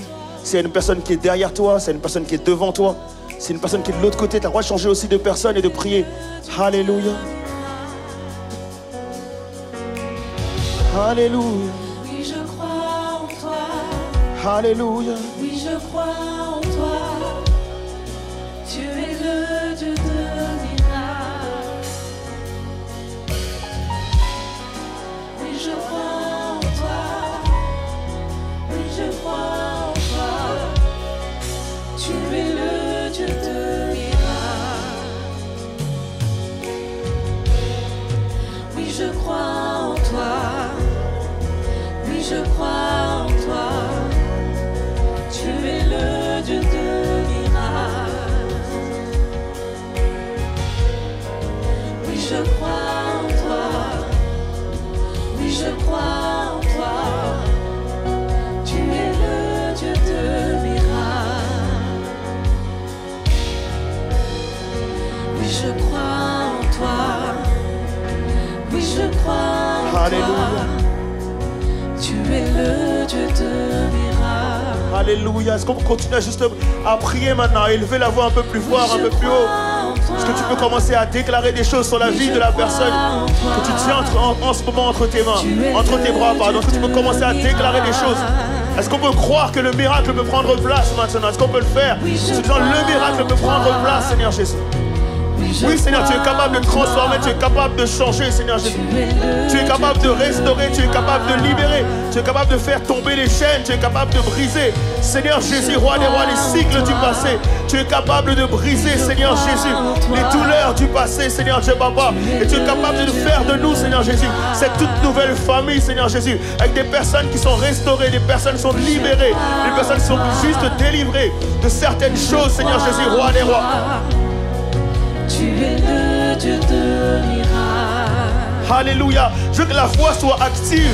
Vraiment dans ce lieu. Je veux croire qu'on peut avoir une foi active maintenant dans ce lieu. Parce qu'il y a littéralement des chaînes qui peuvent tomber maintenant. Maintenant. Et je crois qu'il y a des choses qui peuvent prendre place là, ici et maintenant dans ce lieu. Alléluia. Je crois en toi. Oui, je crois en toi. Tu es le Dieu de miracles. Alléluia. Oui, Alors que tu pries, je crois que le Seigneur est en train juste de penser des blessures. Je crois que le Seigneur est en train de restaurer, de renouveler des vies. Alléluia. Je crois que le Seigneur est en train d'agir de manière puissante là pendant que tu oui, pries. Je crois en toi. Alléluia. Oui, je crois en toi. Tu es le Dieu de miracles. Oui, je crois en toi. Alléluia. Oui, je maintenant, je voudrais qu'on puisse crois le déclarer en toi. ensemble. Oui, Seigneur, je crois en Tu toi. es le Alléluia. Est-ce qu'on peut le déclarer ensemble? Oui, Seigneur, je crois en toi. Tu veux lever les mains vers le ciel et déclare, oui, Seigneur, je crois en toi. Oui, je crois en toi. Oui, je crois en toi, Jésus.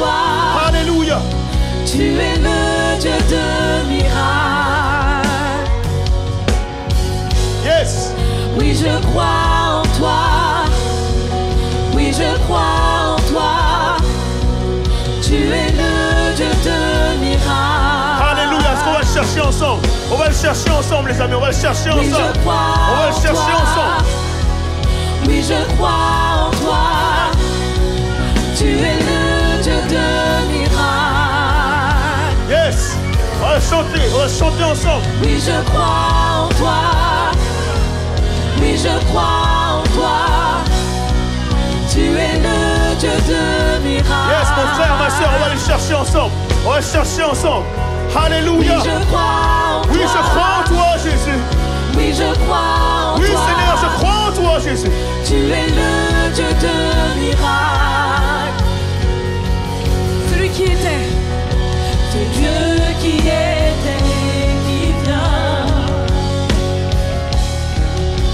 La puissance du ressuscité. Le Dieu qui redonne la vie. Tu es le Dieu de miracles. Tu es le Dieu de miracles. Le Dieu qui est et qui vient. Le Dieu qui est et qui vient. La puissance du ressuscité. La puissance du ressuscité. Le Dieu qui redonne la vie, l'espoir, l'amour, la foi. Tu es le Dieu de miracles. Tu es le Dieu de miracles. Tu es le Dieu de miracles. Tu es le Dieu de miracles. Oui, je crois en toi. Oui, je crois en toi. Oui, je crois en toi. Oui, je crois en toi. Tu es le Dieu de miracles. Oui, je crois en toi. Oui, je crois en toi. Oui, je crois en toi. Tu es le Dieu de miracles.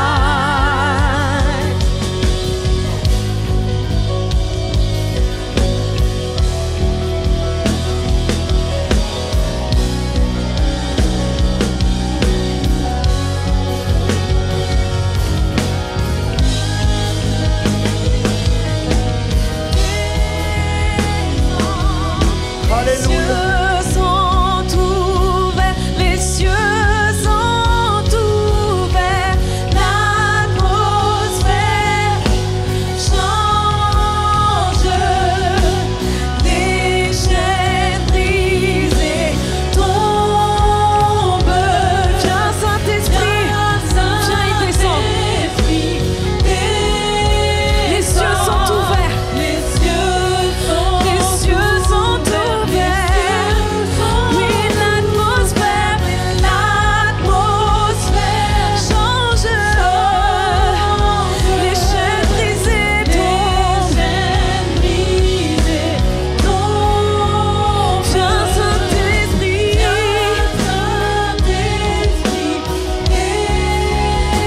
Les cieux sont ouverts. Les cieux sont ouverts.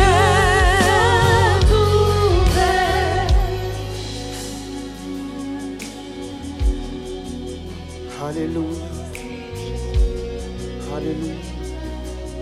Les Alléluia. cieux sont ouverts. Alléluia. Alléluia. Les cieux sont Je sais pas pour toi, mais Les cieux sont ce que le Saint-Esprit voulait faire, en fait, il a tout simplement fait. Et je voudrais vraiment que tu puisses croire pour toi, pour ta vie, qu'il y a des choses qui se sont produites. La Bible dit que nous sommes une nouvelle créature. Et je voudrais vraiment que quelqu'un ce matin puisse se rendre compte en fait des choses que le Seigneur a comme opérées dans son cœur, dans ses pensées, dans son esprit. Et de dire, Seigneur, oui, les choses anciennes sont passées. Et voici aujourd'hui toutes choses sont devenues nouvelles.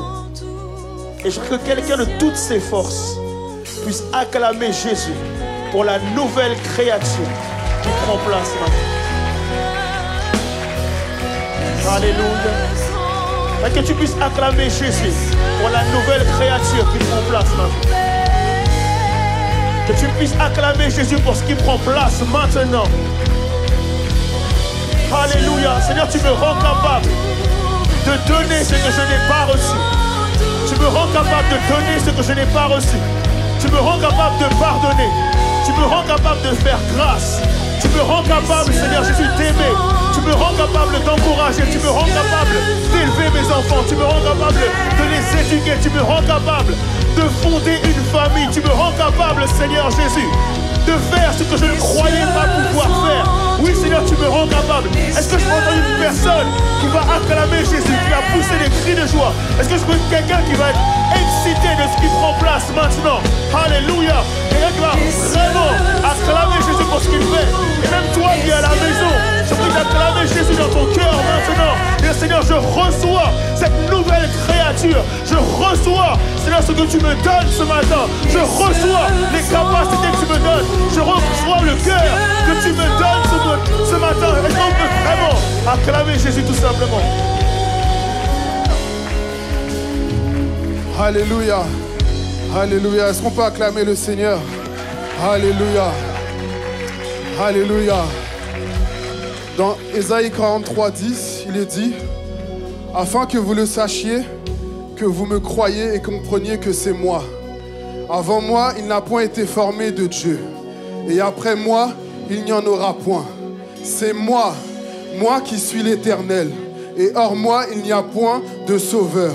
C'est moi qui ai annoncé, sauvé, prédit. Ce n'est point parmi vous un Dieu étranger. Vous êtes mes témoins, dit l'Éternel. C'est moi qui suis Dieu. Je le suis dès le commencement et nul ne délivre de ma main. J'agirai, qui s'y opposera? Je répète, j'agirai et qui s'y opposera? Le Seigneur a agi ce matin dans ta vie et tout ce que le Seigneur t'a donné, personne ne pourra te le prendre. Tout ce que le Seigneur a déposé en toi ce matin, l'ennemi ne pourra pas le ravir. J'agirai et qui s'y opposera? Alors j'ai envie qu'on pousse des cris de joie, un cri de triomphe. La Bible dit que les cris de triomphe s'élèvent dans la tente des justes. La droite de l'Éternel est élevée. La droite de l'Éternel manifeste sa puissance. Je ne mourrai pas, mais je vivrai et je raconterai les œuvres de l'Éternel. Alors dès maintenant, raconte les œuvres de l'Éternel. Dès maintenant, raconte la gloire de ton Dieu. J'agirai, qui s'y opposera? Alléluia. Alléluia, gloire à toi Seigneur. Alléluia. Alléluia. Merci, vous pouvez prendre place. Évidence Home, on vous salue, bonne semaine à vous et à dimanche prochain.